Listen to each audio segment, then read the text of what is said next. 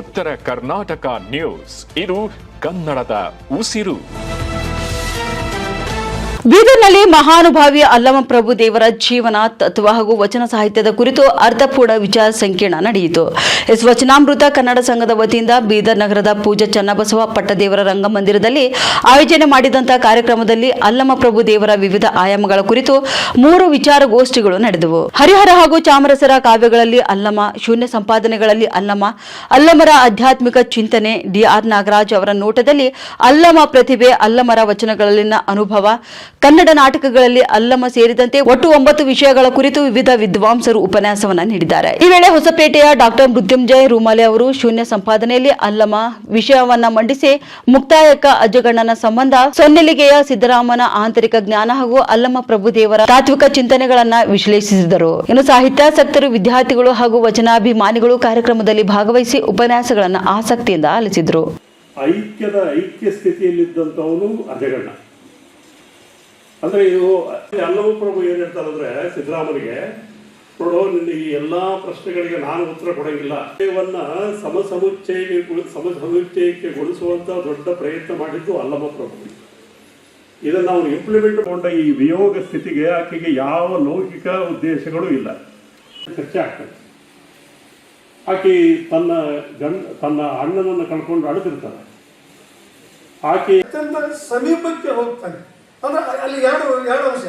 ಅಲ್ಲಮನಿಸ್ತಿದ್ದಾನೆ, ಕೆರೆಯನ್ನು ಸಂಪೂರ್ಣವಾಗಿ ನಿರಾಕರಿಸ್ತಿದ್ದಾನೆ, ಬಾವಿಯನ್ನು ಸಂಪೂರ್ಣವಾಗಿ ನಿರಾಕರಿಸ್ತಿದ್ದಾನೆ ಅಂತ ಅರ್ಥ ಅಲ್ಲ.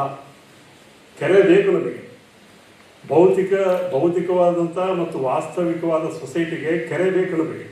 ಕೆರೆ ಇರೋದು ಕೃಷಿಗೋಸ್ಕರ, ಬಾವಿ ಇರೋದು ಕುಡಿಯೋ ನೀರಿಗೋಸ್ಕರ, ದೇವಸ್ಥಾನ ಇರೋದು ನಮ್ಮ ಅಂತರಂಗದ ಶುದ್ಧಿಗೋಸ್ಕರ ಇವು ಬೇಕಿವು. ಆದರೆ ಈ ಅಲ್ಲಮ ಎಷ್ಟು ಸೂಕ್ಷ್ಮ ದೃಷ್ಟಿಕೋನ ಹೊಂದಿದ್ದ ಅಂದರೆ, ಈ ಅನಿವಿಷಯನ ನಂತರದಲ್ಲಿ ಇಂಥ ಒಬ್ಬ ದೊಡ್ಡ ಪ್ರತಿಭಾವಂತ ಇದ್ದಾನೆ ಇವನು. ಈ ಸಿದ್ದರಾಮ ಇಂಥ ಒಬ್ಬ ದೊಡ್ಡ ಪ್ರತಿಭಾವಂತ ಅದಾನೆ. ಅವನು ಯಾರೆಲ್ಲ ಮಾಡಬಹುದಾದ ಕೆಲಸಗಳಿಗೆ ಇವನು ತನ್ನನ್ನು ತುಳಿಸ್ಕೊಂಡದಲ್ಲ. ಯಾರಾದರೂ ಮಾಡ್ಬೋದಲ್ಲ.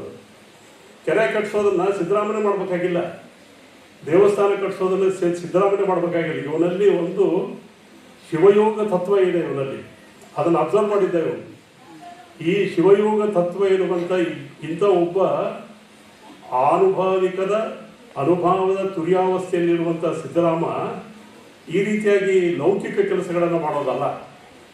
ಇವನು ಎಲ್ಲಿ ಇರಬೇಕು ಅಂದರೆ ಇನ್ನು ಅನುಭವದ ಸ್ಥಿತಿ ಒಳಗೆ ಇರಬೇಕಾದಂಥವು. ಅವರಿಬ್ಬರು ನೋಡಿ ಒಂದು ಚರ್ಚೆ ಆಗ್ತದೆ. ಶಸ್ತ್ರಗಳಿಗೆ ಸಂಬಂಧಪಟ್ಟಾಗ ಒಂದು ಚರ್ಚೆ ಆಗ್ತದೆ.